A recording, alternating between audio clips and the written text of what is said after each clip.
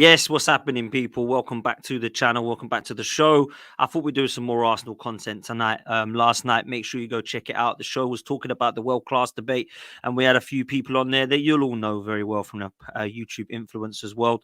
We spoke about world-class players and how many we got in the Premier League and the definition of world-class, and it was a good debate, man. So go check it out. Just before England bored everybody last night yet again. So if you do want some entertainment that is more entertaining than that, then make sure that you go check it out. Big up my panel, man. Albert is back on the show. What you saying, bro? Yeah, not bad, man. Like I said, it's always a pleasure, man. I said to you before we went live, third time lucky in the ballot, and I'm going to West Ham on 28th. So happy days, man. Yeah, that's class, man. Listen, Dan, when I saw the money come at my account, I was like, no, Arsenal taking the Mickey. I didn't authorize this, but then I thought, actually, no, if it's not for what I think it is, then it's fine. But it's all worked out well, man. Listen, man, what do you expect when you come watch Kai Havertz play football? It's going to cost you a lot of money, bro. You know what I'm saying? It's what happens these days, bro. But no, you've been to a few games, man. It's always a pleasure to see you there, man. So Yeah, of course. absolutely, we'll meet up for that and have a Christmas beer, man, for sure. Mm. Listen, I've finally done it, people. I finally got them on the show for the Arsenal Roundabout. It is deluded, Guna. Deluded, what you're telling me, bro. Love for that, man. You stitched me up with that intro, but I'm pleasure to be here, man. I'm good, man. I'm good. One love for having me once again, my dude. No, man, it's always a pleasure talking to you, man. Absolutely, DG. Listen, we've got Northside joining us very, very soon. He's just finishing up with rants and then he'll be jumping on. So he will be here. Don't worry. I know some of you love him in the chat. I know some of you hate him in the chat, but it is all love as far as Northside's concerned. And we always love having him on for difference of opinions. Listen, I thought we'd do an Arsenal show. I know it's the international break. Albert, I'll start with you. Thoughts of the season so far before we go into some of the transfer news and the rumors. The transfer news always comes out in the international break, doesn't it? There's a rumor running out of rumors. All the sources are linking us with all sorts of players. So we're going to discuss some of them in a bit. But where do you sit right now as a Gooner? We've had some injury problems this season, but everybody has. We've not seen Timber much. We've not seen Partey much, and there have been two big misses. Jesus keeps getting knocks.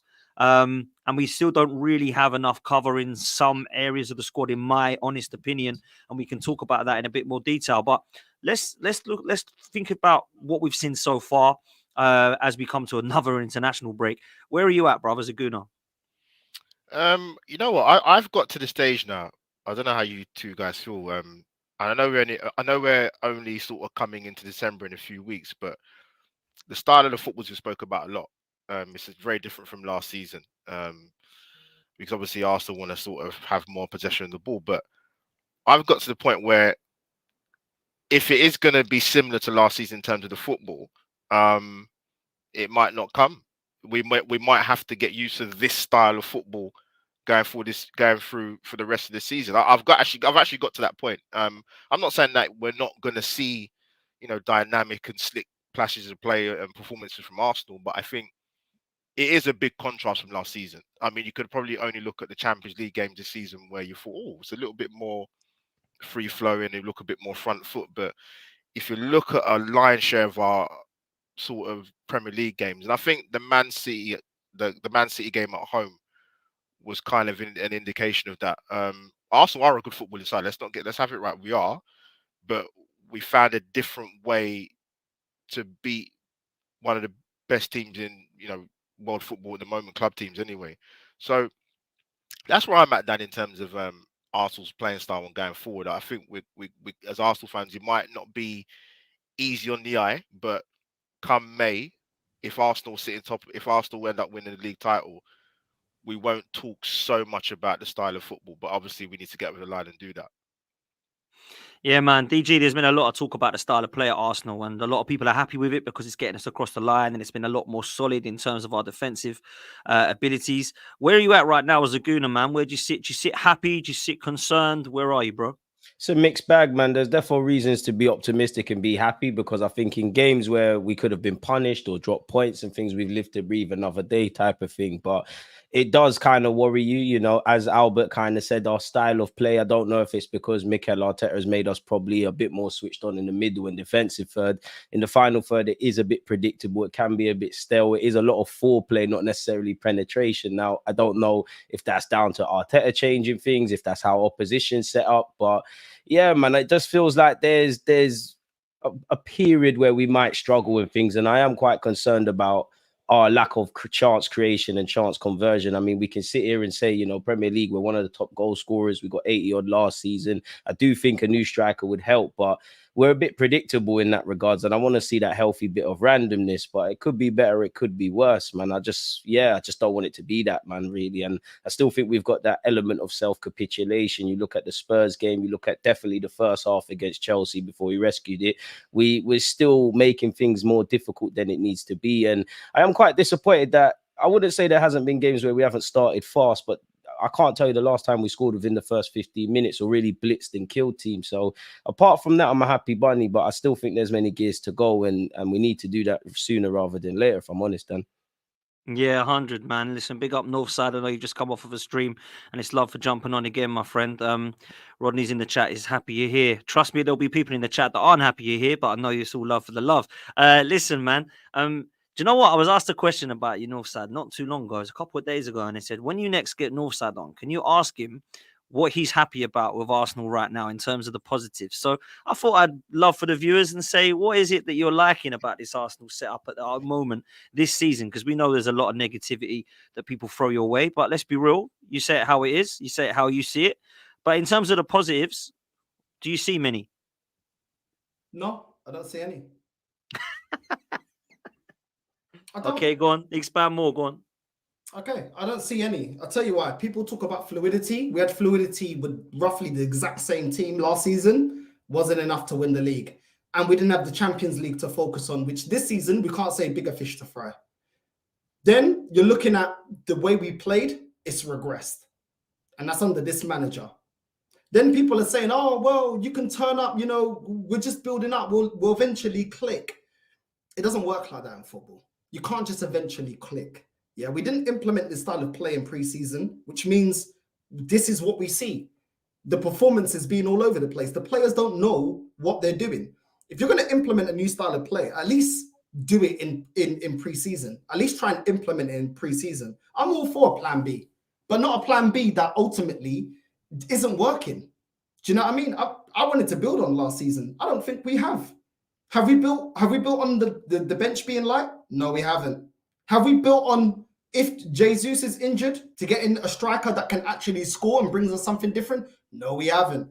Have we built on having rotation for Saka that we knew eventually is going to get injured and going to be, you know, out of form? No, we haven't. Have we gone out there and addressed the fact that the midfield needed building on, even with Granit Xhaka last season? No, we haven't. Have we gone out there and got get another centre back? Because some people were saying, oh, we lost the league because Saliba was out. Well, we've got the same options this season. So if Gabriel and Saliba get injured, we've got Kivior. Well, basically saying that last season means that you don't really rate Kivior, because saying that if Saliba gets injured, if you're happy with Kivior, you wouldn't make a statement like that because you believe in Kivior's ability. But guess what? We've got Kivior there. And then we've got Ben White, a Ben White that wasn't convincing playing as a centre back and made his way into this team playing as a right back. So we still got the same problems. So and this is what I'm saying. Like, there's a lot that's not been fixed. And for me, I just see a lot of this diversion about VAR and this and that. Listen, everybody gets managed by VAR, not just Arsenal. VAR's for all the other teams in the Premier League, not just Arsenal. Didn't stop Man City winning a treble, did it? No, it didn't. So at the end of the day, I don't like VAR. I do think there's things that could be corrected, but there's still a lot of things with this manager that I'm not impressed. So I don't see what there is for me to be impressed by. What, are we going to get top four? Some people say, oh, but we're definitely going to get top four. Well, that wasn't good enough. That was deemed not good enough under Arsene Wenger. Or do people forget that? Oh, you beat one manager with one stick and the other manager, oh, it's good enough. No, not for me. My standards stay the same, whether it's Arteta, Wenger, whoever. So top four wasn't good enough for Wenger because he built his legacy in winning the league. Didn't the club just release new merchandise about the Invincibles? This club is always barking on about Invincibles, but never want to be Invincibles again. And maybe not Invincibles, but at least be champions. Because that signifies, yes, it's a record that we've got, nobody else has got, but it's a winning season of winning major honours. So I want to get back to that. I don't want to keep hearing it's 20 years since we've done Invincibles. I don't want to hear that. I want to be winning those major honours again. I want to be winning in Europe. This light bench that people said is bridged the gap with Man City once we won the Community Shield. Was it good enough? Was it good enough to win the Europa League? So why does anyone trust that it's going to be good enough to win the Champions League this season? Or is it a free hit? As long as we get to the quarterfinals, as long as we get to the semi-finals, good enough. But I'm negative. That's what I keep getting to. I'm negative. I'm twerking for Rance. I'm twerking for Lee. I'm doing this. I'm doing that. Nah, I've never accepted that. Pause. Yeah? I decided between Man United and Arsenal which team I was going to support. And yes, I picked towards Arsenal because I love the style of play, but also because they were winners. I didn't know that we're going to be 20 years and this is going to be the standard from the fan base. Oh, is it just good enough just getting top 4? It wasn't good enough when I started supporting Arsenal. You know what I'm saying? So why should I expect that? This fan base, they talk like they're a big team. As soon as there's big expectations, you're negative for wanting big expectations. Then don't say we're a big club. Because every time big standards are put on this club, you're negative for saying it. So there's nothing for me to be happy about. Are we big or are we small? Because every time I have big expectations to win the Premier League, to win Champions League, oh no, you're asking too much. I'll be realistic. Why do I need to be realistic? It is realistic to win the league, but it's not realistic when the fan base allow this management and this ownership that all Arsenal fans say they don't want to spend money. You allow them and give them the excuse, we haven't got all your money. Why would the club do more? You men are happy with Trossard through the middle. You men are happy with Jorginho and Havertz in the middle. You men are happy with Zinchenko being a left back instead of pushing for him to be a midfielder. In this channel, I got laughed at when I said Zinchenko should play in the midfield. He affected the Burnley game playing as a midfielder. Most of the game he spends in the midfield. Why not play him as a midfielder? Is Kai Havertz ripping up trees? Is Jorginho ripping up trees? It is what it is, man.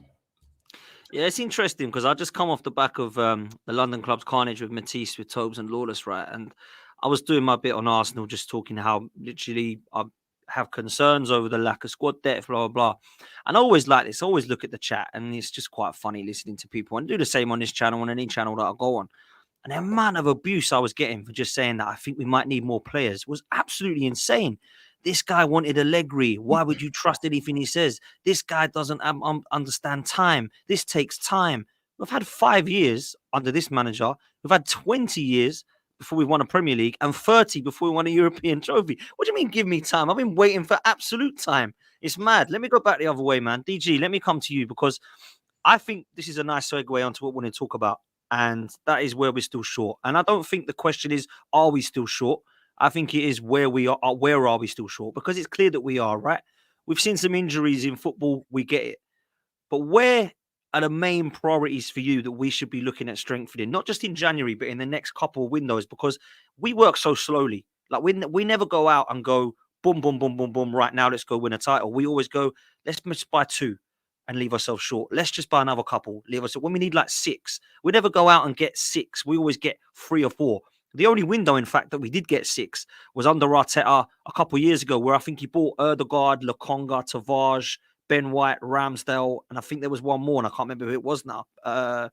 Yeah, there was one more. Tomiyasu. There you go. So there was 6 that we bought there, and I thought we're still short, but wow, it's nice to actually see us go and buy 6 players. When we've done that before, we've always left ourselves short, man. So where are you at with this Arsenal current squad, and where do you think it's still lacking, bro? I mean, generally in terms of depth, for me, if it's up to me, I think the priority has to be central midfield. I do think up front, and, you know, as Northside was alluding to, competition / an option in case of Saka, I think they're all of equal importance. But for me, it starts and stops at the midfield. Edu and Mikel Arteta were central midfielders. We played a very dangerous game. You know, Thomas Partey was fit for about 40 appearances last year. But whenever you mention that man's name, not a single Arsenal fan in the chat or here are very confident about him staying fit. So I think midfield has to be a priority. Declan Rice is the only one that answers more questions, has more answers than questions. Apart from that, Partey, we know, is probably the end of the road. I do like Jorginho, but it's certain games, and he's not a man you can bet on for 38 games. El Nene's the same. Then you've got the Fabios and all them guys that can play there. None of them are quite the answer. So it starts and stops at midfield for me. That's the highest priority, man. Like, really and truly, as we know, how you are in the defensive third and the final third dictates if you win a game. But the midfield is where it's played, and I don't think we're strong enough there. I think every Arsenal fan would like a striker. You know, I don't think anybody hates on Jesus, but he lacks goals or a potent goal goal threat or a consistent goal scorer. So we need someone in that regard. We evidently need a right winger. I do think we need to start looking at goalkeepers. It's probably, you know, silly to imagine that Ramsdale and Raya, both of them are going to be here next season. So you probably need to get a number 2.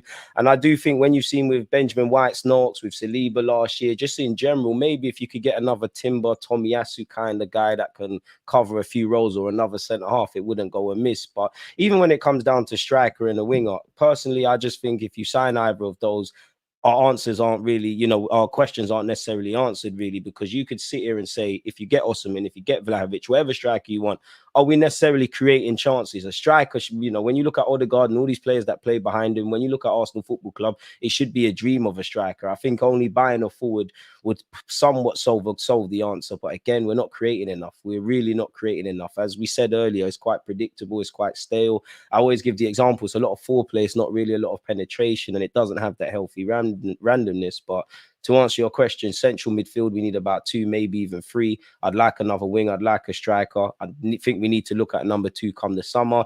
And I think we need a couple of defensive bodies if possible, man. Yeah, man, there's still a lot of work to do, Albert. Let me come to you, because we're going to start in midfield. I do believe that midfield is an issue. And I'll tell you why I think it's an issue. Forget the Thomas Partey injury. That's just obvious. He gets injured all the time, right? Jorginho and Elneny, not for me. Like, particularly not long term, but certainly even this season, I have question marks over if that's good enough cover to go and win a Premier League title. We don't have a box-to-box midfielder at the club other than Declan Rice. He's literally the only one. There's no other option that can go backwards and forwards. There's nobody that can do what he does defensively and what he does at the other end of the pitch. We literally have no other option. So Fabio Vieira, Martin Ødegaard, Emil Smith-Rowe, Kai Havertz, there's enough bodies there, but how many of them actually do provide adequate cover when Ødegaard is injured? Probably not many of them. So when I look at it, I still feel that we are a couple of bodies short in midfield in terms of quality, not quantity. We've got enough numbers in there, man. Trust me. But we need to replace some of those and upgrade on some of them. And that's where I want to start. So where are you at with those positions, Albert? Oh, the midfield question has always been an issue every season, man. Arsenal just don't. They address it, but they don't. So you'll bring someone in, but in terms of the quality or the standard of the player, that's a problem. And like I said, injuries is one thing, but if you look at the guys that are coming in, that's another thing. But I mean, I even look at it for, you know, we talked about the likes of obviously you mentioned Partey. I still can't believe Elneny's still here. Is the Wenger? So I generally, it does baffle me, and that's not anything. Good guy personal. tax, man. Yeah, it's not anything personal against him, but sometimes you think to yourself, most Arsenal fans universally, yeah, we can talk about a striker, which we'll come on to, but it's the central midfield areas, man. You hear these guys, the ex-pros, when you watch, I don't know, not trying to endorse them, TNT or Sky Sport, they always talk about the main area of the pitch. Always talk about is the midfield area. Got to win in midfield battles with them, but then when you look at the quality midfield players that we have, you are a lot of the time, not sometimes, you are scratching your head because the drop off is too big.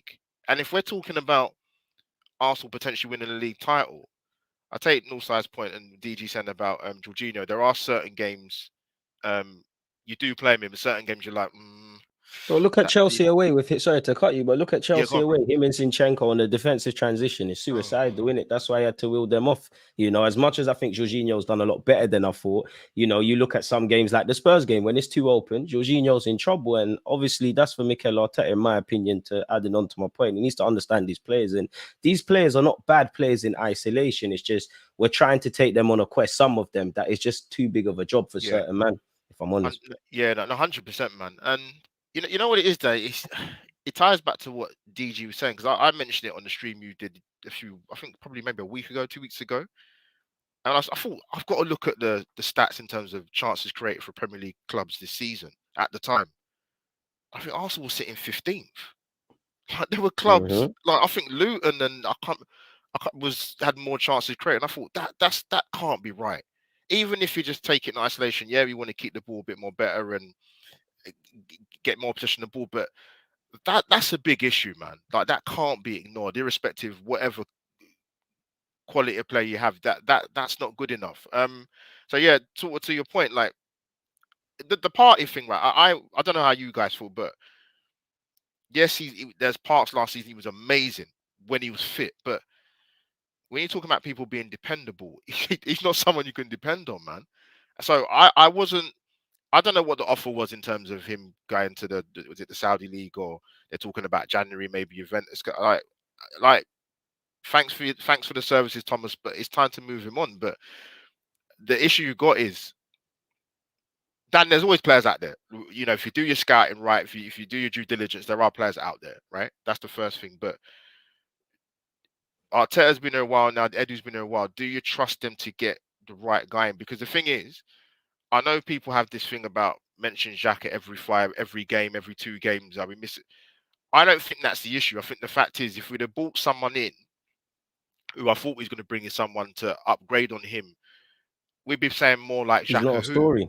rather than, you know, we miss it.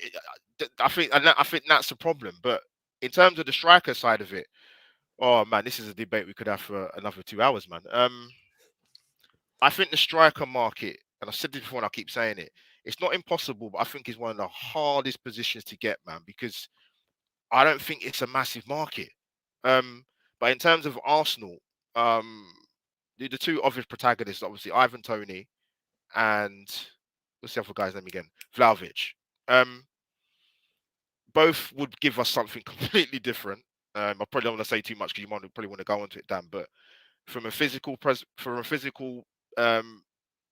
point of view, I think Toney, for me, I would like him at Arsenal, but I just think I'm not sure whether Arteta would take him. I think he's 27 and Vlahovic is like 23, I think. But to me, either or, it would. If Arsenal if we're talking about as fans wanting us to win the league title and somebody to be clinical and be a killer in the box, we have to get one of these 2 guys. I can't think of anybody off the top of my head who else we can bring in, but we have to get one or the other, Dan, for me personally. You're on mute. Here we go. Sorry, guys. For me, that was my thing as well. Good save, Northside. Yeah. I think for me, midfield and striker options have to come in January, right? My big thing about it was they had to come in last time as well, and we still couldn't get it right. We brought in, I love Trossard, by the way. I think Trossard's class, yeah? We brought in Jorginho. He's done a job, I suppose, could you say? Yeah, he's done a job, but he's not going to take us to a title, right? So I think we need to look now at, stop this process rubbish. Oh, we're going to get another youngster of 19 who's going to be great at 25. I want to get somebody in now. And the player to win us, try to win us a title now is Ivan Toney, right? The links with Douglas Luiz and Zubimendi and all of these guys, another Brazilian guy I've never heard of, they don't excite me. Douglas Luiz, I actually quite rate him. The last couple of years, I weren't too sure. I was starting to watch him because we were linked with him. But what's this guy about? Actually, he's a good player, right? He is a good player. I don't know whether he'd win us a title, but I do know that he's probably better than Jorginho and Toney. That's like just facts for me, right? So maybe that wouldn't be such a bad signing. I don't know much about Zubimendi. I believe he's a little bit more of a lightweight, deep lying midfielder. So maybe he could come in and do a job for Thomas Partey if he's out, better than Jorginho and Toney. But it's a lot of money. For me, I think Douglas Luiz can probably play in both of those roles. And that's why I don't think it would be a horrendously bad signing if we were to look at it. And he's also ready now because he's Premier League proven. I think for me, if we're not going to be looking at Ivan Toney, I'd probably rather go for Ollie Watkins than Vlahovic, if I'm honest with you. Because I think Vlahovic has come into this team with a little bit more of a risk. Ollie Watkins and Ivan Toney are both killing it now.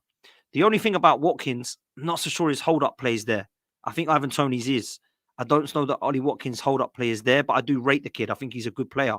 I don't know if he can take us to that next level. I think Ivan Toney probably could.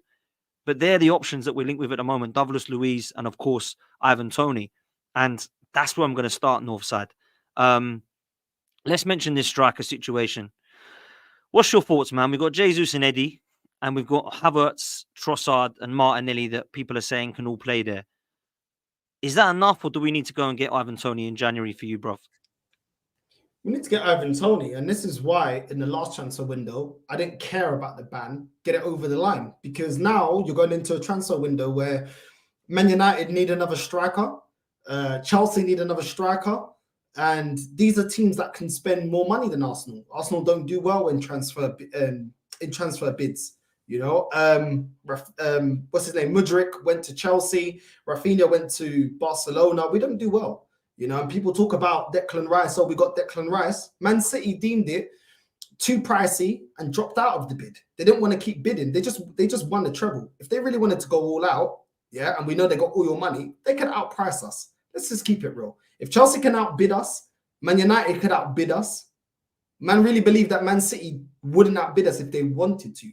But they don't want to break certain structures and they don't want to overpay for players, which, cool, we got it over the line, but that's because the other opposing club didn't want to overpay for Declan Rice. We don't win bidding wars. We don't. We wanted Vlahovic, and he didn't want to come, and ultimately he went to Juventus. But not our record for bidding wars is poor. That's not how we operate. If we would have got him, look, we're in a decent position still, even though I don't believe we're going to win the league. If we got Ivan Toney over the line, that would have been done.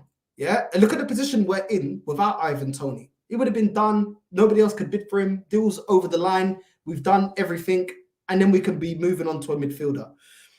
I think there's a lot that needs to be done. I want us to get Ivan Toney. I rate him. I think he would be the solution in terms of a focal point, a striker that can bag a lot of goals for us. But I also think we need rotation for Saka. I do think that we need a number 10 that can provide for the front three, even when pressed, which I don't think Odegaard can. I think we need a player that can do the Xhaka role. Maybe if you got Partey sitting once he's not injured, if you got Partey sitting as a CDM, maybe get Declan Rice playing that role. Can he do it to the same level as Xhaka? I'm not too sure, but I've been very impressed with Declan Rice. We need rotation on the left-hand side. I don't think Zinchenko should be an option as a left-back because I think there's always an issue. And I think we need another centre-back. A lot of people said that we didn't win the league last season because of Saliba getting injured. Well, it's the same options for centre-back role. You've got Ben White that wasn't convincing as a centre-back, made his name as a right-back. And then you've got Kivior that was bought in January when those statements were made. And basically people don't believe that Kivior is good enough to fill in for Saliba if relied on to the end of the season. So we need another centre-back. There's still a lot to be done. And I don't think just getting a striker solves our problem because let's just keep it real.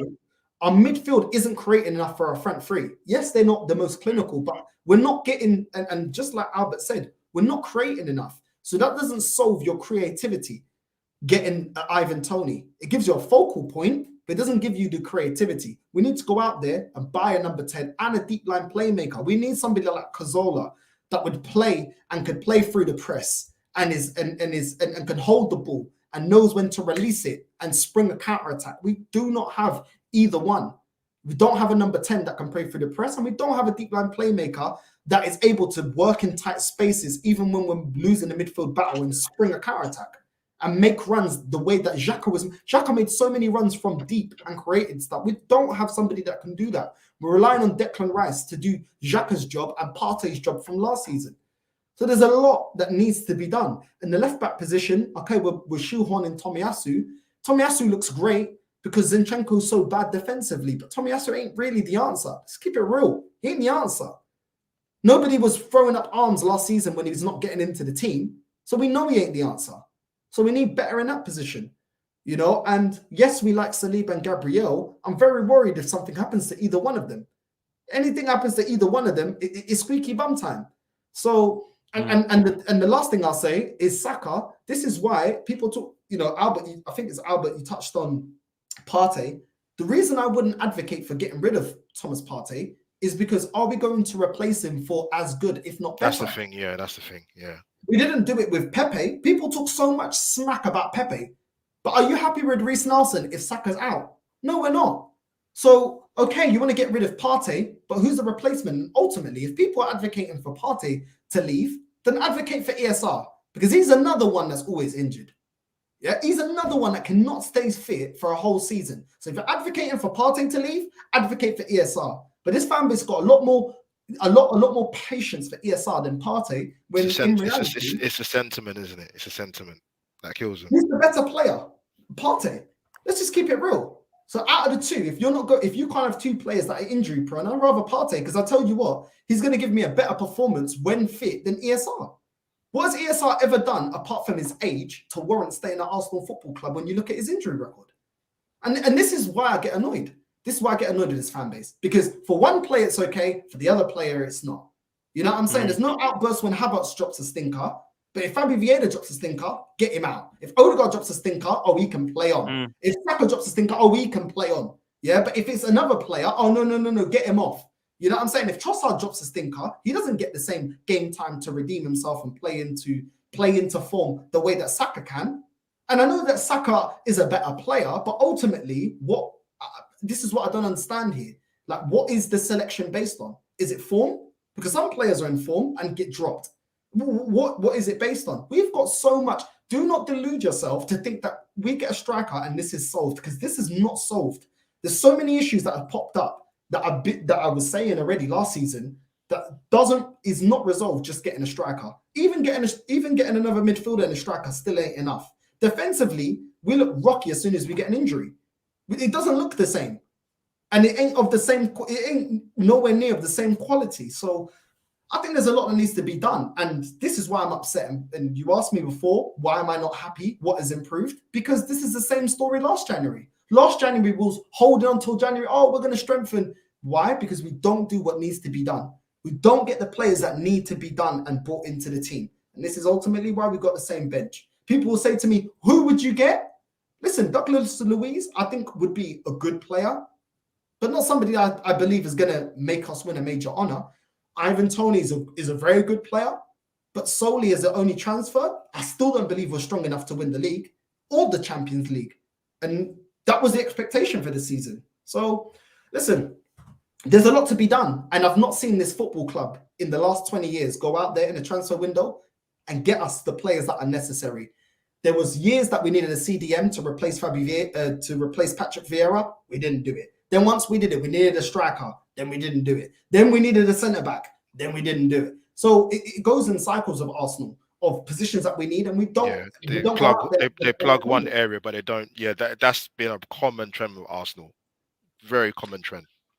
It is, man. It is. Listen, Dalude, let me come to you, bro, because I do feel there's a lot of what Northside said there is right in terms of where we're still short. I think there's a lot of the positions. I've mentioned 6. A lot of people laughed at me when I said that. Someone's actually clipped me up. I've just seen it on Twitter today when I said I still think we need 6. Someone's actually clipped me and said, look at this, he's still moaning. Yeah, I'm moaning because we haven't won a league title for 20 years. That's why I'm still moaning. Jesus, man. Why is it that when you actually demand better at this club, you get absolutely hated? I don't get this. What are you supposed to do? Just be happy with another 20 years of not a title or another 30 years without a European trophy? We're supposed to just sit there and go, this is buzzing, this. I mean, it's brilliant. Imagine if we win a trophy soon, it'd be even better. Arsenal fans don't like to see what's in front of them, man. There's some fans that love misery. There's some fans that are positive to the point where it's toxic. People just don't like looking at what's in front of them, man, if I'm honest. And our fan base reflects that, if I'm completely real with you, man. Listen, it's mad. Like, big up Gunnar Russ, man. I know Russ very, very well. Well, Russ. Albert does as well. Big up Russ, man. I agree, Dan. We needed 8 before the season started, and we only got 2. This is you're toxic, Russ. You're toxic, mate. You're negative. I don't get it. I've been told that we only need 2 players. Yeah, Dan, let me come in quickly because it touched on what Northside was kind of saying and what you're saying. I'm sure Deluded feels the same. Like, I'm sure fans have in whatever club they support, but we're Arsenal fans, talk about Arsenal. So it's like, if you want to demand more or standards, you know, Northside has his way of saying it. I have my way of saying it. Everybody has a way of putting it across. But it's like they go, well, like, who do you get? And you come up with a name. Oh, but we're not going to get him. I was like, well, like, what do you want me to say then? Bro, we're not paid to do that. Yeah, we're not paid to do exactly what. That's not our responsibility. And when you say Kai Havertz for 65 million, unfortunately, everything goes out the window. And you've got to ask questions about that, because I said, like, with Havertz, Dan, let me quickly finish. I'll come back to you. Like, I don't know what you guys think, but with Havertz, and it's not. I think there's been a good sample size of games for any Arsenal fan to have an opinion where they're like, not sure, you know. But on top of that as well, I think with Havertz, quickly, and I said this, and I don't really care what people say. Like, I'm not sure. I don't think personally you're going to see a massive upturn in his performances, unless we can only hope. There's zero evidence to suggest there's going to be that, man. Unless I don't know, he bangs in 6 and 10, because goals make a difference to your game, right? But I'm looking at it, and I've seen the games I've seen this season, and I'm like, I'm not sure if it's going to get much better. And that's just my own personal opinion. Listen, bro, this obsession with Arsenal and Chelsea players has got to stop. I'm sorry. Like, I can't deal with this anymore. Like, Stop buying the shit players, man. It's just unbelievable that we have got 2 Chelsea rejects in our first team right now, in Jorginho and Havertz. And we've stuck Declan Rice 105 million next to him. He must be thinking, what the hell's going on here? I've come to Arsenal and I'm playing with Chelsea's 2018 players. What's going on here? Like, this is madness. Like, we've had crazy. How many? Lasana Diarra we got, from Chelsea. Had him for about 6 months. Had him for a few months. Like, they get like, how many players have played for Arsenal and Chelsea now? You can name an 11. Gallas is the worst of all of them. Gallas, Benayoun, Giroud, Fabregas, Petit, Anelka, like Ashley Cole, David Luiz, Willian, Peter Cech. It's like you can actually name a whole 11, 12 squad. It's mad. Like, this obsession has got to stop. I can't be dealing with buying any more Chelsea players. Don't get any of their good ones, by the way. We give them Ashley Cole and they give us Willian. You know what I mean? It's absolutely mad. It's absolutely mad. But listen, that's got to stop. The Kai Havertz thing, I've kind of said it to death, if I'm honest with you. I mean, I'll open the floor on it. I've given up on this guy. I'm holding my hands up. Oh, it's only 13 games, Dan. Don't be so negative. Okay, I'm negative. I've given up. I don't think this guy is good enough. And I'll go as far to say I don't actually think he's a good footballer. I don't actually think he's a good footballer. That is perhaps mad for me to say, but I don't get what he does. I don't understand what he's supposed to be exceptional at. I see him head the ball, everybody starts creaming their knickers. I don't get it. Like, please calm down. Praise for starting a melee with Newcastle now. Bars on the floor, man. It's apparently that was an amazing game he had against Newcastle. Apparently he was unbelievable in the Community Shield. People were coming out of Wembley going to me, I think we found our new Berbatov and Van Persie. And I'm looking at them thinking, what the hell were you drinking in Wembley? Why are they serving you up in Wembley? I did not see a good player. I don't get it. I could understand if, I said this to you before, if he came from another league and he was adapting this was his first season, that's a different argument. But if he was 18, 19. Yeah. This is his full season in the Premier League, I think it is. He's a grown man. You're thinking to yourself, because Dan, there's been games I've been to at the Emirates this season, and I'm sitting there, and some of the guys sitting next to me, they're like, I didn't know he was playing.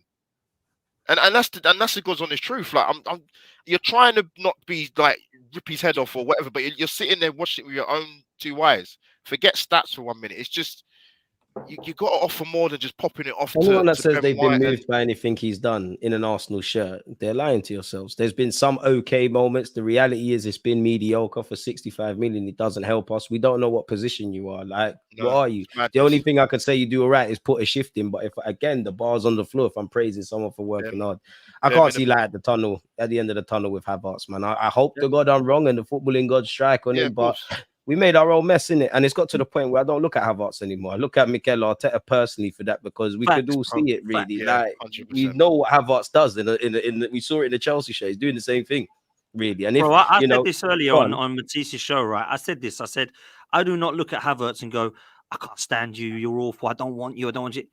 I didn't want him. Mikel Arteta wanted him, right? So if he doesn't get the best out of him, I'm sorry, you got to hold a massive L, Mikel, because that for you is probably one of the top earners at the club. Exactly. And I said it, like, Matisse said to me, you're going through what I went through. Matisse was like, I think it was Tobes actually said, you'll start doing compilations of his Bayern Leverkusen goals soon. Yeah. Because you'll think, what is it with this guy? Like, where was this guy? Like, what's going on? And it's so true. And I likened it on a show the other day. It's like buying a pair of like new trainers, like new Jordans, and you take them out of the box and it's like, oh, they've not got no soles on these. And you go, bro, they've got no soles. And they go, yeah, but you've got laces, bro. What do you want? You know what I mean?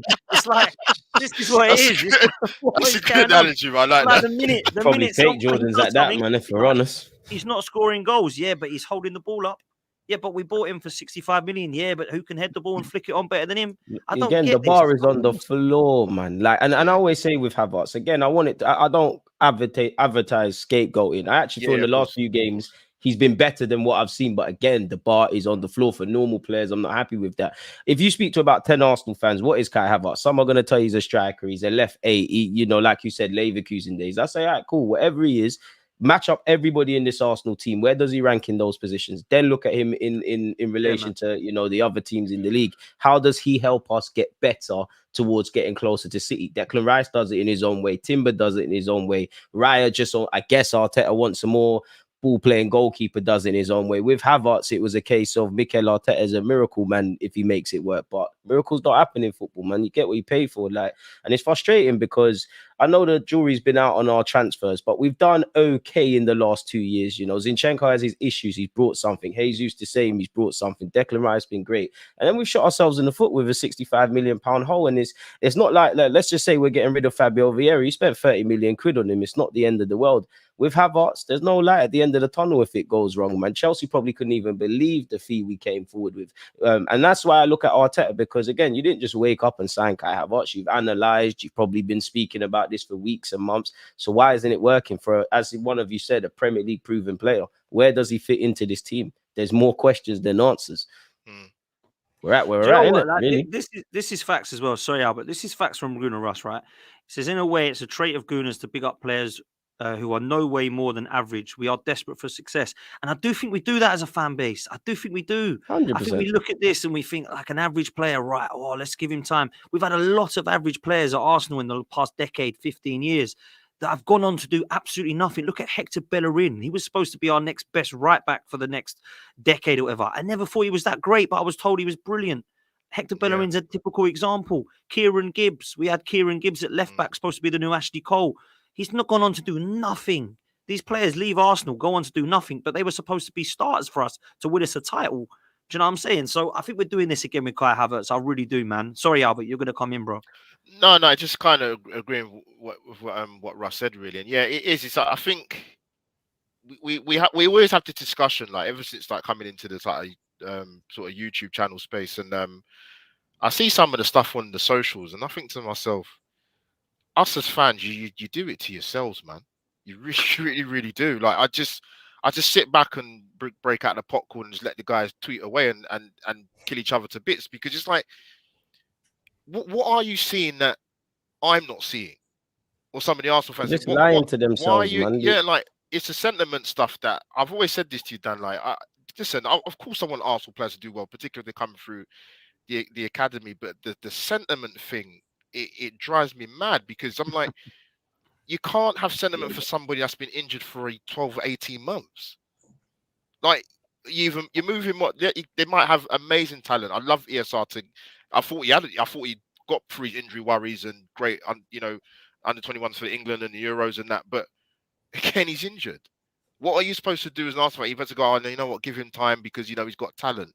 You can't do that. Football moves quickly. You have to move with the times. It's mad. Listen, man, there's almost 300 of you in here. Make sure you do me a favor. Smash the like button. Subscribe to the channel. Make sure you go follow all these man as well. They put out a load of content that you need to go and see. Andrew Green in the chat has confirmed it, and it's just been confirmed on my phone. Havertz has been so good in midfield for Arsenal that Germany are starting him at left back yet again tonight against Austria. Northside, you don't like Zinchenko. Can Kai Havertz do a job at left back, bruv? He's playing there for Germany again tonight. A left wing back stroke left back. This is becoming a bit of a joke now. I seem to be talking about Kai Havertz too much, bruv. I know your thoughts on it. I mean, do we just, like, forget this guy now? Are you giving up on him? What's happening? I've given up on Man's this lost club. for words. I've given up on this club. Like, I've given up. What can you say? Honestly, I've given up. I've given up, bro. Dan, bro. Like, people want me to be happy. Yeah. If we do this behind me here, I'll be the happiest person you'll ever see, bro. The happiest person and I'm not saying go invincible. Yeah, of course. Win major honors, bro. Yeah. I'll be happy, bro. Do you know what I'm saying? If man want to see me happy, just do that. It's not hard to comprehend. Do you know what I'm saying? Like, Kai Havertz, bro. Just like Jorginho, bro. Actually, I can't even say that, because Jorginho's best attributes, I keep saying, it's not as a defensive player. It's the vision, the long passing that he plays forward to the front three. That's his best attributes. It's not defensive. And we've seen this season letting players run off of him. Kai Havertz, I can't even say that. His passing's terrible. His Bro, it's vision is dangerous. They say we have to watch games again to see what Havertz does, man. It's crazy. Yeah. Maybe they should go watch football in the 90s all the way up till now. Oh, To man, see just the need to use their football eyes and stop showing me heat maps and all this crap about Havertz. If up what this. You know what I mean? Like this guy, bro. I don't know what he. And you know what? Yeah, he can't do it defensively because I've seen the way, bro. Actually, maybe not. A lot of super Arsenal fans were saying that. Oh, look at defensive XG. When it's time to put your lineup up, going up against the opposition. How many of these super fans that talk about defensive XG when it comes to Kai Havertz put him as a left back, put him as a centre back, put him as a CDM? But apparently, we should rate him because of his defensive XG. Why did we get Declan Rice? Why don't you put him? Why don't they ever select him to play a defensive role? That's all I got to say on that. They don't. So you don't really believe that we should really be lauding up his defensive XG because you don't put him in those positions. For me, I don't see anything from this player. There's players I don't rate at Arsenal, but he is probably the one player I don't see anything. I think, Albert, you spoke about we should have got rid of the Egyptian belly dancer in El Nene. That Philadelphia ain't good enough. But I can tell you one thing he is good enough at, like he's decent at, which is his defensive duties. Even Pepe, when we got Havertz and we got rid of Pepe, I said, I can see what Pepe is good at. I can see his flaws, but I can see what he's good at. He has a good shot on him. He can score outside the box, inside the box, one-on-one. He's a much more tricky player than a lot of our wingers that we've got right now. He's a finisher. He's a finisher, yeah. He's a finisher. What he's not good at is his build-up play. He doesn't release the ball fast enough. He doesn't make the right runs at the right times. But the guy is a tricky winger, and when he's got an opportunity, he will put it in the back of the net. Kai Havertz. We've gone from he's misunderstood. This fan base went from he's misunderstood at Chelsea to, oh, he's a good header of the ball to now he's a good impact player. Which one is it? Because as the weeks pass on, I keep seeing the same different excuses for this guy. If you're saying that he's misunderstood at Chelsea, I think your analysis is misunderstood because you keep moving the goalposts as to what he's good at. What is it that he's good at? So, listen, I don't think he can play left back. I don't know what he's good at. I don't even think this guy could even make it in the championship. I think it's too physical for him. I don't think he could play in any physical league. I don't. He doesn't have the physicality. He's got the height. He ain't got the physicality. How many times this season have we seen Kai Havertz in front of goal, one-on-one with the goalkeeper, and miss the ball? Doesn't even. And then when he does strike the ball, the guy's got no power. But we're sponsored by Prime. I thought Prime is supposed to give you energy. There's Prime bottles all over the place. Man's drinking Prime bottles, going in at half time. No power in the shot. Can't even get a connection on it. I think I've counted 4 times where Kai Havertz has been in the box one-on-one with the goalkeeper and he skies it or mishits it. Yep. I get why. So Northside, and I get why this. I think this is why universally why Arsenal fans get frustrated. Like it's not about necessarily so much as purely about Havertz, but when we're talking about bringing in a better quality of player or addressing the right areas, and we put on the outlay we put on for Kai Havertz, that's a lot of money to spend on a guy for him to be an impact player.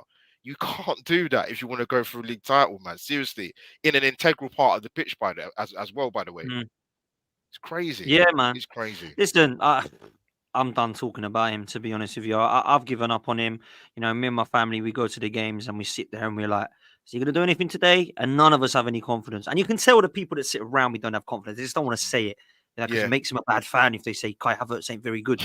So they just sit there and wait for him to do something. And I just think, nah, man, it's man. Big up Luiz in the chat, man. Carefree Luiz in the house, saying Chelsea fans are very grateful. I thought you might say that. Yeah, they did say it. They all said it. They did. Luiz said it to me. He says, "Listen, he's a generational talent. You'll be fine, Potts." And I was like, "I don't want him, man." Of course, he was joking. Big up, Carefree Luiz. Make sure you go over and subscribe. And listen to all of his big fan, man. Love Luiz. Listen, let's talk about where we're going when we come back. We've got a few games coming up. Champions League is back, which looks to be fair, like we're going to get through that now. I I want to know where people's heads are at with what looks to be a good season for Arsenal, because I keep getting told, oh, good season, it changes every week. I'd speak to Arsenal fans, a good season would be to win something. Then we go out of the Carabao Cup. Oh, maybe if there's context behind it. Everything changes as the season goes towards it, doesn't it? Everyone starts by going, yeah, we've got to win something, otherwise Arteta's going. Then it's like, well, if he gets an FA Cup or a Carabao Cup, it's still all right. Then we go out of that. Oh, well, there's context to why we go out of competitions as long as we still get top 4. And I think, so you started there and you're now going down here again already and we're in November? Like, come on, man, it's mad. So for me, he's got to win a trophy this season. I've said it and I'm not changing it. He's got to win a trophy this season. He spent £700 million. He has to prove that he can win something with his team because he's failed at every hurdle so far. If that makes me negative, that's fine. Yes, there's context. If we get to every final when we lose to Man City and they do a quadruple, you can sit there and say Man City are better than Arsenal. But let's be real. We've already chucked one competition away to West Ham.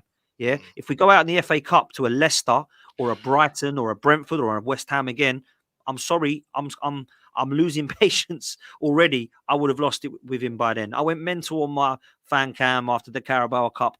Rightly so. I was pissed, man. That competition was the first one I remember winning in 1993. Yeah, that was the first one I celebrated along with the both cup double against Sheffield Wednesday. Why am I going to be like, don't matter, FC, don't matter. Last season, bigger fish to fry. Don't matter, we've gone out of this cup. I want to go win a trophy, yeah, because I love going to Wembley. The FA Cup is our cup. That's one I want to win this year. I want to win the Champions League. I want to win a Premier League. I don't sit there going out of competitions going, well, at least we've got the Premier League. Well, at least we've got the Champions League. Because the only one that we were favourites to win was the one we just got dumped out of. Because we ain't favourites to win the other 3. So that's where I'm at, man. Albert, talk to me. What's a good season for Arsenal, bruv? Dan, I'm glad you came to me. You make a good point, because it drives me mad in terms of like we say, like we ain't won the League Cup since like Kevin Campbell and Ian Wright were playing. That's a long time ago. Some of the Arsenal fans probably weren't even born. They never seen the League Cup, and the likes of your likes of Liverpool, your City, your Chelsea, take that competition super seriously. So if they can take it seriously and win it in the last 15, 20 years, however many years it's been, why can't Arsenal do it? And I don't get the fans like Dan. We had this conversation before, right? When we obviously lost to West Ham, and then they got drawn against Liverpool. See, we would have played Liverpool. I'm like, you can't have that attitude as an Arsenal fan, man. What? Because we would have played Liverpool away in the next round. What should we just give? Should we just give away the tie, or should we just not play it so that we have one less game to worry about? That's a trophy to win that, where the final would have been in February. That's one gone. So you talk about our European record, for example, which is not great. I mean, I'm old enough to remember us winning the last European trophy in '94 against Parma. I am that old, believe it or not, people. I am, but you think yourself as Arsenal fans, it's like you can't have it both ways in terms of you want the club to do well and win silverware, but when we get dumped out by West Ham in the Carabao Cup, that's all right. We would play Liverpool in the next round. It just, the logic doesn't make any sense. No, it doesn't. At the start of the season, I said I want to see Arsenal maintain, or have a title challenge again. I wasn't going to say they should go and win it, because there's one team we've got to finish above and get probably in excess of 90 points, which Arsenal need to do to win the title. But mount a title challenge, and I think I said FA Cup. I think I did before the start of the season. I can't remember, but we're at the League Cup. The FA Cup draws in January, so we don't know what we're going to get. That leaves you with the Premier League and the Champions League, where we're not favourites to win it. So I think my message, kind of, Dan, before I finish up with Arsenal fans, is you can't have it both ways. You can't have everything.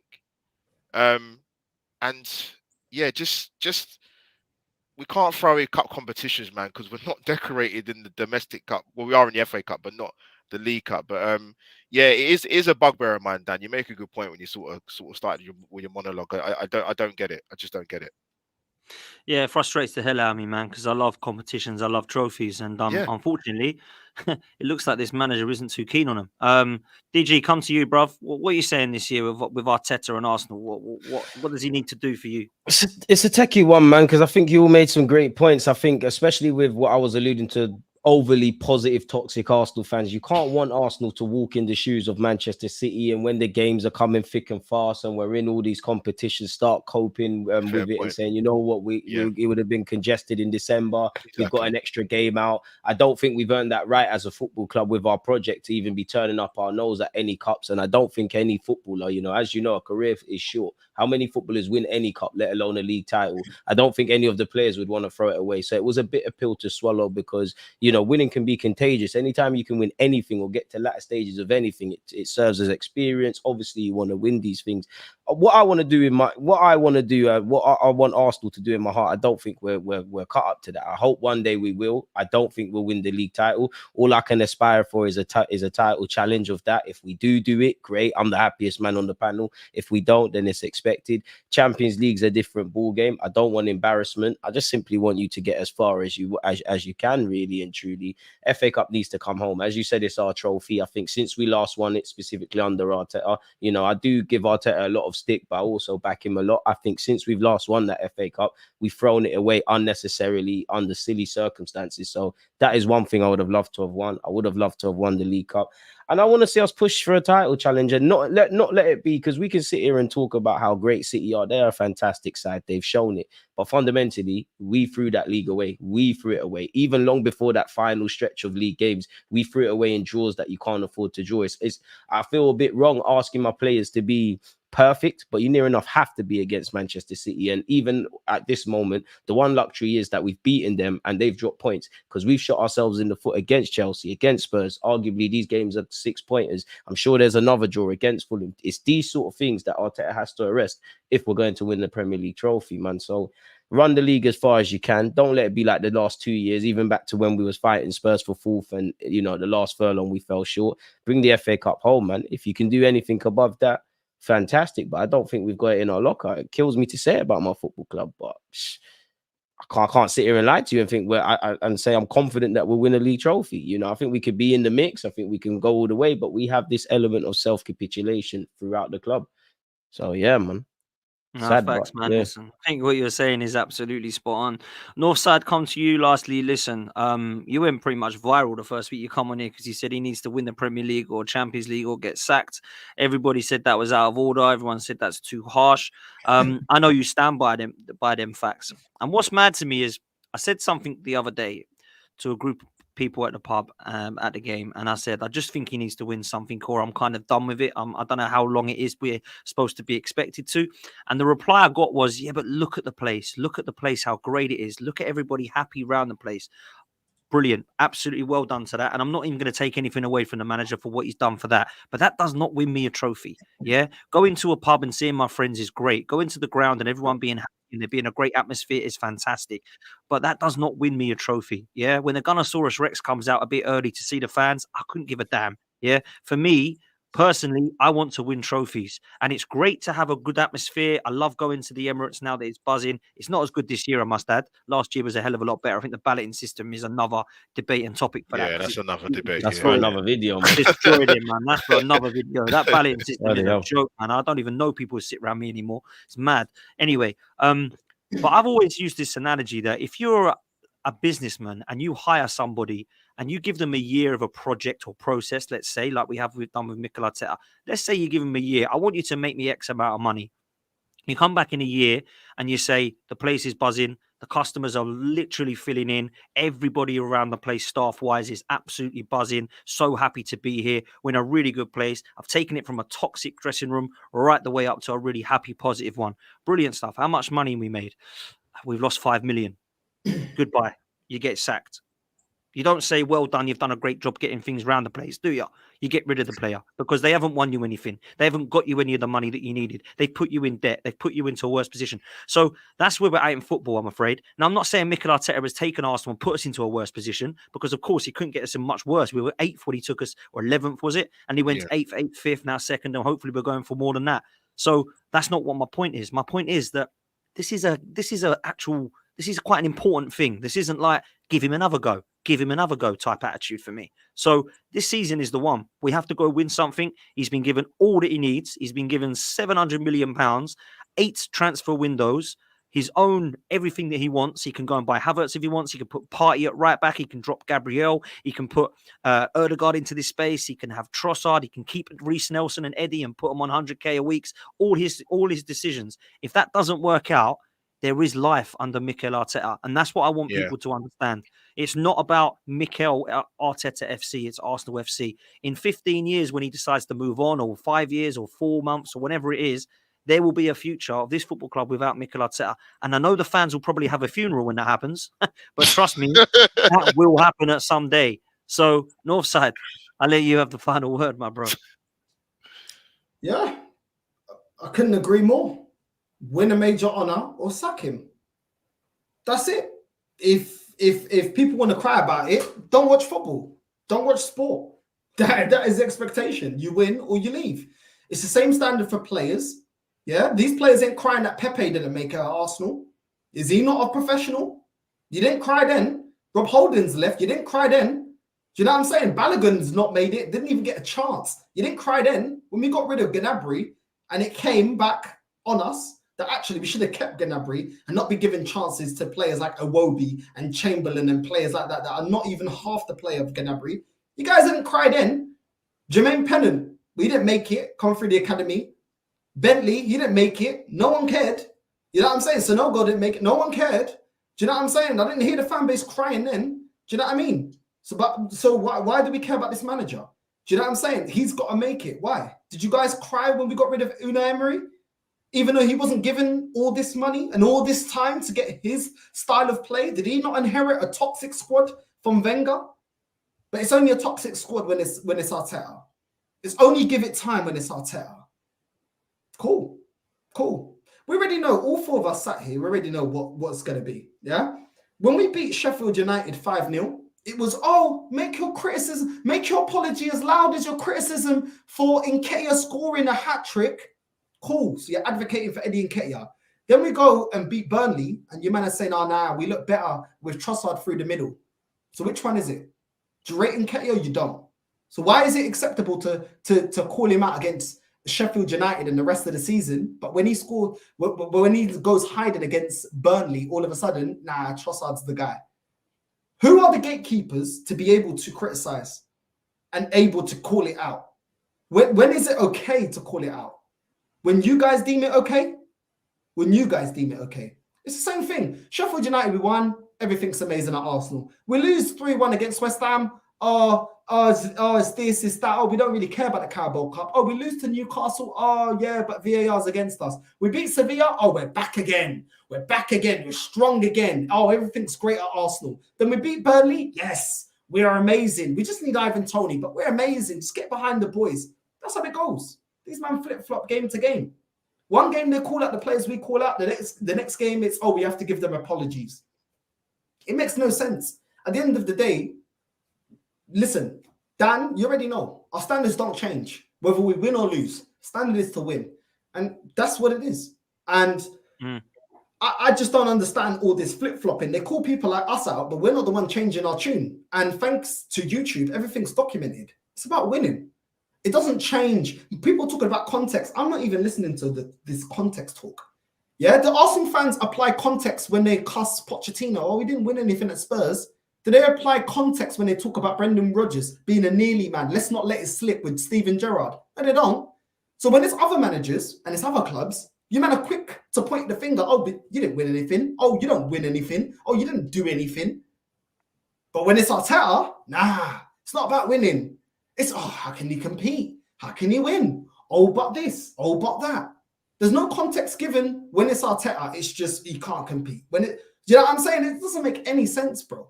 These man, they move the goalpost all the time. Yeah? I'm not hearing it, bro.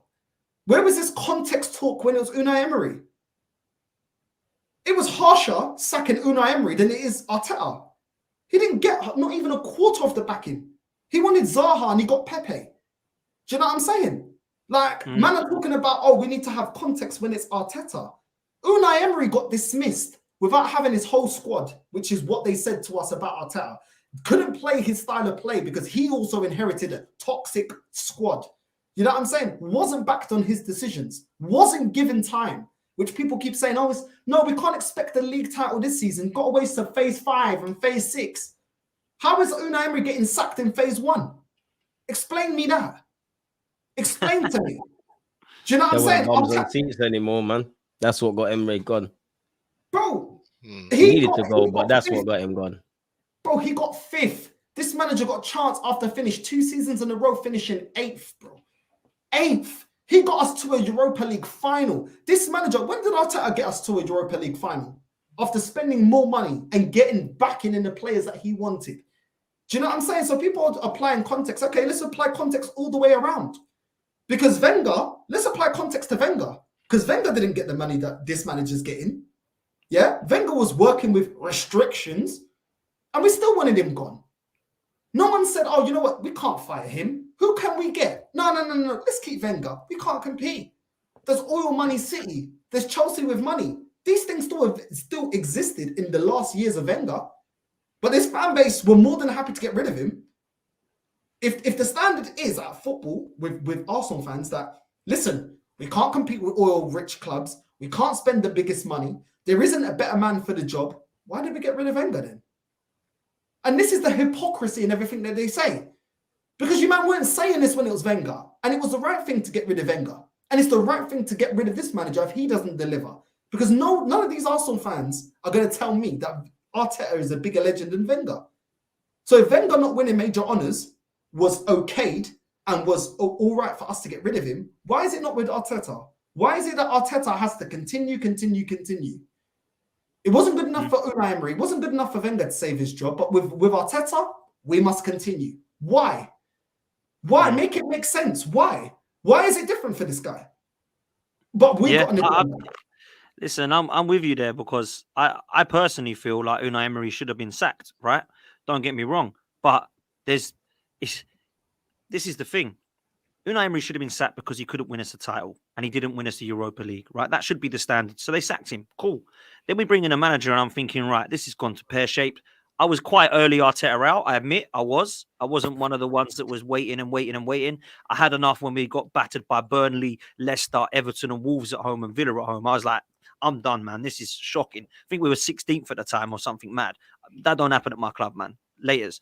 But that should have been the key. And this is where it comes to Stan Kroenke and Josh Kroenke, right, for me, because a lot of people put the fingers at them. A lot of people say, no, lay off them. They're the ones putting the money towards them. Yeah, they're the ones putting the money towards them. But this is their project, right?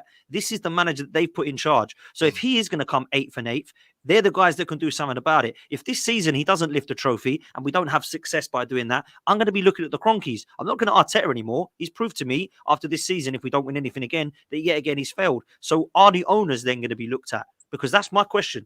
Are we going to be looking at Arteta going, oh, he needs to go. Well, there are people that can get rid of him and the people at the top. And if they believe in this process another year being trophyless, then I'm going to put I'm seriously putting some pressure on the Kroenkes yet again. And people will say that's harsh because look how much they've spent. Yeah, they're giving the money to people and they're putting it on players that, let's be real, there's probably 7 that have taken this club to a new level. Some of the others have come from the youth or been signed by Unai Emery. Yeah, like Saliba, Smith Rowe, Saka, Martinelli. Some of the players we've got really wrong, by the way, guys. Kai Havertz, Fabi Vieira, we've just been speaking about. Eddie Nketiah, Reece Nelson, long-term contracts. We're looking at Tavares, Lokonga, Willian, Ceballos, Marie, Cedric, Runnison, Matt Turner. We've got to have an actual serious question about where that money is going. So I'm going to be brutal and say that if there is no trophy this season, I'm sorry, but I want to see change. Unless his idea is to buy a gerbil and call it trophy, and then everything's fine. You know what I mean? Like, I don't get where we go next. That's what I'm saying. Anyway, man, open the panel. Anyone come back on me on that before we close? No, I was just going to say, I think DG touched on it earlier. Like I said this before, Dan. If you look at our last 3 seasons in particular, you know, we had the pain of missing out on Champions League, and that was painful. So you're thinking, okay, we need to learn from that. Coming to the following season after that, we get back into the Champions League, but actually we're going for a league title. And DD's right. Look, whatever way you want to dress it up, I know Arsenal fans got offended with the way certain words are thrown around, but I said this: City didn't win the league, Arsenal lost it. That's just the facts. That's just the facts. Hold it. So it's okay to say we over-exceeded expectations and that of we course. found ourselves in a title challenge. But when it was in our hands, it was chocolate teapot settings. No, There's no way around it. So that's another example. So you don't want the same thing. They say you don't want lightning to strike twice. It's going to be 3 times. So you don't want Arsenal to be in the same or similar position again, and they don't get it done, because that will just have the pylon from Arsenal saying, "Look, this is the third. This is kind of in like 3 significant seasons now, while he's been here, and we still can't get over the line to get a. We still can't get over the line to get a trophy." Serious questions have to be asked, and I know we're coming into December, but I'm sure we'll revisit that come, I don't know what, February, March, April. Listen, if you don't mind, my cousin is a Man United fan, yeah? Let's see what you quickly got to say. No, you're United. Not on a random thing. I wanted to hear what everyone was saying. No, but what do you think about Arsenal? Come on, bro. Have your say, man. Have your say, innit? I must say it really important, innit? But this is all shit, bro. This is all just a mess, man. It's your team as well, bro. Like, but I just see the nonsense. I can't lie, it's mad. What about United? Oh, that's worse, bro. We didn't even start. We ain't even got to talk about therapy session. What's your standard for United? Because these people, a lot of these people that watch here, they think it's just me. What's the standard in our family? What is it? I mean, you told me the aim of the game is to win, huh? It's as simple as that, bro. And if you don't win, the manager or the player ain't good enough. Oh, we gotta go again. That's why we got a new season. Get some new people in. At the end of the day, it's like you give a man a job. If they don't execute, why are you still paying my man? Listen, man, it's like North Side's in the house still. Do you know what I'm saying? No, but this is just normal standards, bro. This is regular. I feel like everyone should just have this for their own life as well, man. It's the same shit. Back in the day in our grandma's house, yeah, what would it be like me being an Arsenal fan? What would Uncle Carlos say? What would the family say? I'm surprised he's still an Arsenal fan. I'll tell you that. Because you lot think it's just when football's on and when football's talking. Nah, brother. You're going to wash the dishes. They're asking you about your club. You're on your way to school early in the morning, 8:45. First thing you're hearing, hey, what's going on with your team? And that's me being nice, bro. That's me being nice, man. Am I really getting onto you, man? But that's life, innit? That's the competitive spirit of it, bro. How are you with United? When I put a United game on, yeah, what do you do? There's no point, bro. I already told them, innit, that from when I saw the signings in the summer, I was like, there's no point watching these games. And I can't lie, they ain't proving it. Like what do you call it? Yeah, I'll put on like the highlights. But just give him another chance. Your manager's it's phase 2. This guy thinks. That's why I got AirPods in. I ain't got to hear this shit, man.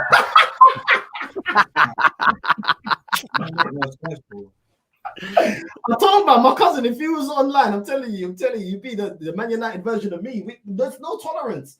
More time. Man, you should do watch-alongs and shit together, man. I tell you should do shows together, both of you. I tell you that. Come online. My opinion don't matter, innit? I like the conversations though. I enjoy it, innit? You're welcome on any time, my man. You know that. I welcome everybody on here. All opinions, man. All opinions welcome on this channel, man. I tell you that now. So anytime, man. When man want to hear, up, my guy. I'll give my 2 cents in it. This is man. Listen, it's been my life, so it's like I don't mind giving my little 2 pence on it. So like, why not? No, I love it, man. Love it. Big up, my guy. Cheers, man. Enjoy it, man. All love. Love top man. Hey, those standards are way too high, man. He's toxic. He's toxic, man. He's toxic. Listen, people, it's a good way to bow out, man. Big up everybody for watching. Big up everybody for tuning in. Well over 300 of you listening at some point tonight, which is great for international break. So big up and love for all of you coming here. Thanks so much.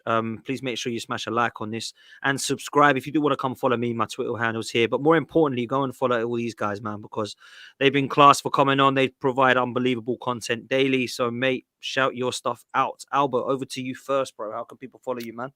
Potsy, love, man. It's good to see you, man. You get better looking every time I see you, mate. But I don't know about that, bro. You're lying now. You're lying now.